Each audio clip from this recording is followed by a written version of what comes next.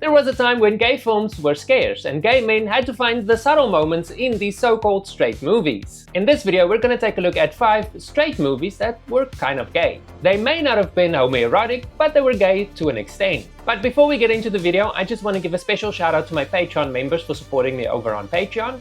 If you don't know, I do have a Patreon page as well where I show you stuff that I cannot show you on YouTube, otherwise my channel might get deleted, and I show you extended stuff as well. So if you want to check it out, I've got a link in the description of this video. But for now, let's head over towards the rainbow and follow the yellow brick road.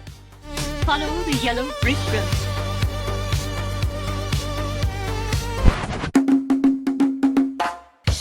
Yor the Hunter from the future. Late night TV, a buzzing VCR, and a video box whose spine promised testosterone and terrible special effects.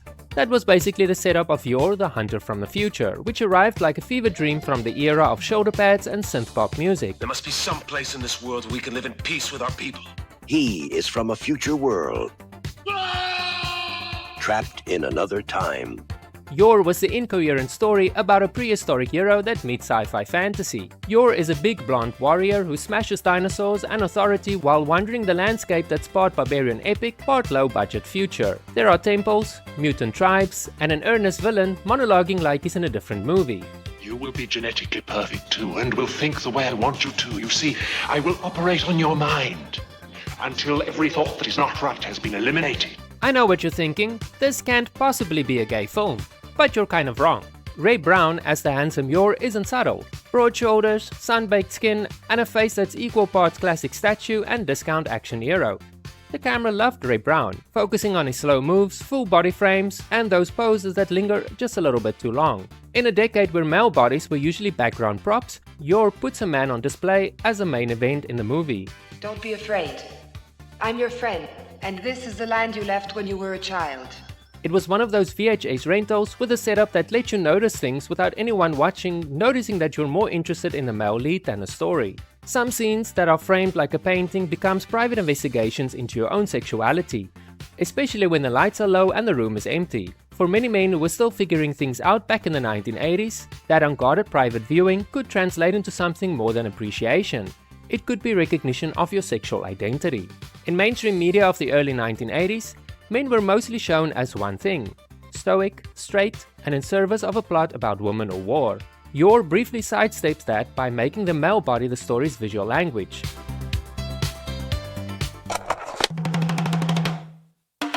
When dinosaurs ruled the earth. This British fantasy flick hit theaters as a loose follow-up to the 1966 hit 1 Million Years BC. It starred Victoria Vetri as Sana, a blonde cave woman marked for sacrifice.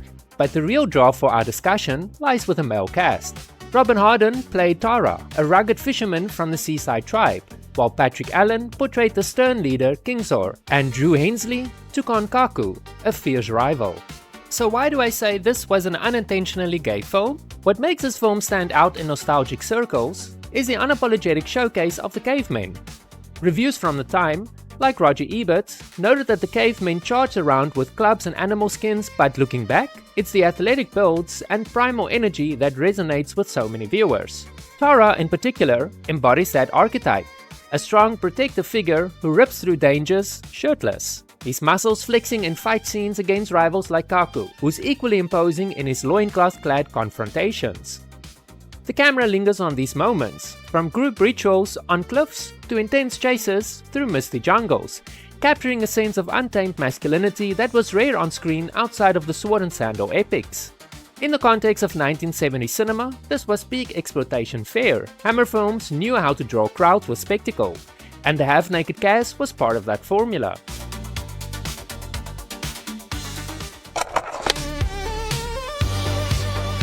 Her top secret mission is a real wing-dinger. You find adventure beyond your imagination when you get lost in space with Barbarella. Are you old enough to have watched Barbarella when it was released in cinemas? You remember that wild sci-fi romp that's equal parts erotic fantasy and cosmic adventure. Are you an angel? I'm Pygar, the last of the Ornithanthropes. Barbarella follows Jane Fonda as a titular space agent from a utopian future where lovemaking has been replaced by pills. She's dispatched by Earth through the planet Tau Ceti to track down a rogue scientist inventing a weapon called the positronic ray. I think it's kind of obvious why I consider this film meant for gay men. At 6'4", with sun-kissed blonde hair and a physique honed from years of modeling and bit parts, Law was cast as Pygar, a blind angel grounded by despair on the savage planet Sogo. His entrance is electric, feather wings, eyes sightless, but that body, a masterpiece of bronze perfection. And let's talk attire, or rather the glorious lack of it. Pygar's wardrobe was basically non-existent, a testament to the film's unapologetic sensuality. We're talking about cinematography that accentuates every reach and valley of Law's torso, paired with the skimpiest of feathered loincloths. The costume design by Paco Rabanne no less was all about minimalism for the males. No bulky suits, just raw, unfiltered male form. Law later recalled in interviews how the role required hours in makeup to achieve that ethereal glow, but it paid off. His near nudity wasn't gratuitous, it was integral to Pygar's otherworldly innocence, a far cry from the armored heroines and villains everywhere. Films like this, with a liberated take on sex, offered rare glimpses of desire without judgment. For gay men, watching it in dimly lit theaters or on late-night TV reruns, Law's Pygar was revelation. Here was this towering, flawless Adonis, blind to the world's cruelties, yet soaring through it with grace. The homoerotic charge was undeniable, his body worshipped in close-ups, the phallic symbolism of his regained flight, and the way Barbarella's cure echoes ancient myths of male beauty and redemption.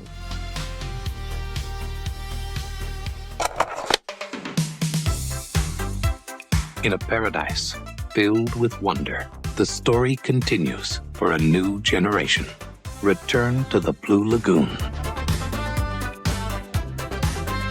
Return to the Blue Lagoon came out in 1991 as a sequel nobody really asked for, but trust me, closeted viewers got exactly what they needed.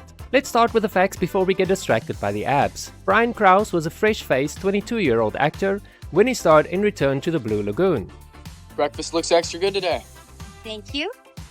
Don't forget, it's your turn to cook tomorrow. The plot of the film? It was basically a reboot/sequel to the Christopher Atkins original Blue Lagoon, where two hot, half-naked teenagers grow up stranded on a tropical island, away from society and, more importantly, away from shirts. So what makes this film low-key gay? He was lying in wait. So I dive in, and I can see down his mouth. There's about 500 teeth. So picture this. You're a closeted teen, back in the 90s. You don't have the vocabulary to describe what you're feeling, but you're drawn to the TV like a moth to an oiled-up coconut-scented flame. And then comes Brian, emerging from the ocean like a male Aphrodite.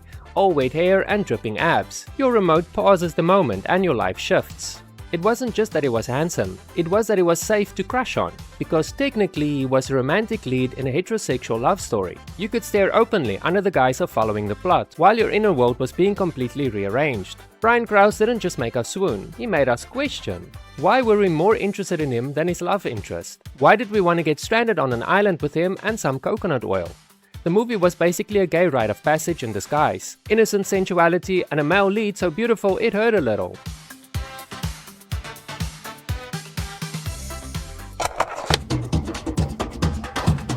In the world of Dungeons, Dragons, the Beastmaster.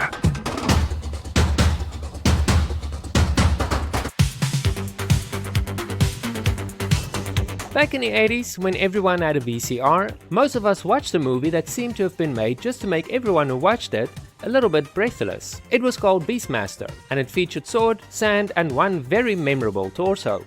That torso belonged to Mark Singer, who played Dar, the shirtless, animal-whispering hero who'd pop up in one of the wildest movies from the 80s, literally. And you've guessed it, this is a totally gay film, and here's why. The costume design for Dar favored straps, leather, and a lot of skin. A mashup of fantasy warrior and, well, late-night eye candy. Those choices rate differently in 1982 than they do today, especially for men who were still figuring out what they felt.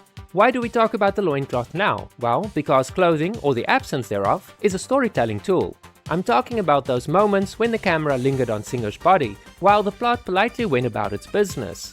The Beastmaster came at a time when fantasy films showed heroic bodies off a spectacle. For millennials and baby boomers who watched via cable TV or rented the VHS on a Saturday night, those projected moments could become a private awakening, a small electric recognition that you weren't the only one who noticed how a man could make your heart stutter.